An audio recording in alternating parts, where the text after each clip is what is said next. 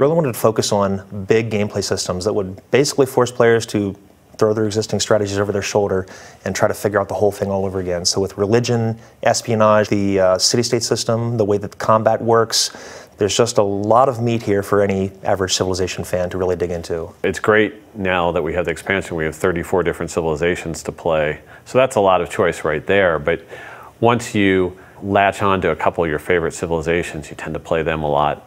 And I don't like to play them the same way every time. A lot of the civilizations that we added have really unique and powerful traits because we didn't want it to be just a numbers game. But I'd wanted these all to feel like unique, cool gameplay elements that really fit in with the civilization that they were using. But we also wanted to reflect the fact that Carthage evolved out of the Phoenician sea power, and they actually were very good at establishing a trade network of port cities all around the Mediterranean coast.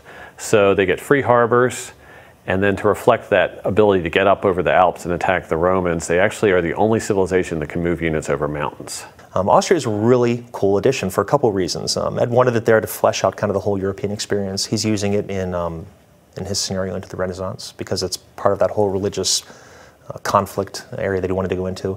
It's got a unique trait possibility that's really interesting. It's called diplomatic marriage that actually allows her to kind of absorb city-states. The Netherlands are an interesting civilization because they're all about trade. During their initial period when the Netherlands was first breaking away from Spain, they were kind of fighting a revolution, and one of the key elements was what they called the sea beggars, which were sort of like naval pirate units that would come in and seize towns and plunder the Spanish port towns along the coast of the Netherlands. And then also to reflect the Netherlands' military and trading might, they have a unique improvement, and that's the polder, which is the filled-in land from the sea where you'll see those huge fields of tulips. In terms of a fighting power of the time, I mean, you couldn't necessarily top Attila. We played around with his trade a little bit. We put in some neat and interesting fun things. Like he puts down his capital, it's called Attila's Court.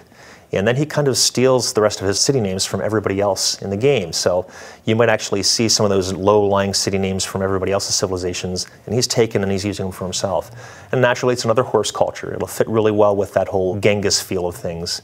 Now, the cool thing about Ethiopia is it's the only African country that was able to withstand the period of European colonization. So they're the only holdout that was never part of a European colonial empire. And so we wanted to reflect that in their civilization's traits. So we wanted them to be very, very difficult to take out and conquer. And even though they might not be the biggest or the most powerful civilization, we still wanted them to be strong defensively. So that's the way their trait works.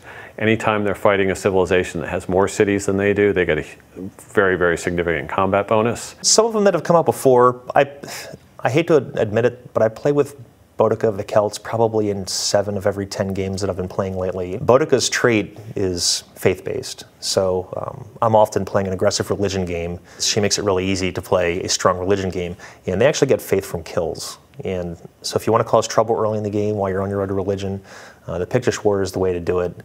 Having played Civ 4, I loved the way religion spread across the map and sort of had this historical immersion element drawing you into the game, and it was very interesting to see, you know, where Buddhism spread and which civilizations adopted it and that kind of thing. But I wanted it to have more of an impact on the way the game played out. I wanted those religions to be very, very meaningful in terms of who had which ones and whether you could get the bonuses from one into your cities.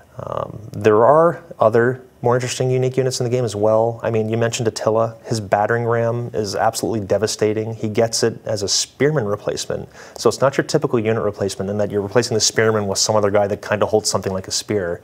This is a complete change out for him. For instance, the range units, where you kind of had a range unit early in the game, like an archer, and he would upgrade to a crossbowman, but after that there wasn't really much of a place for him to go. We've got a continuous path for those range units throughout the game.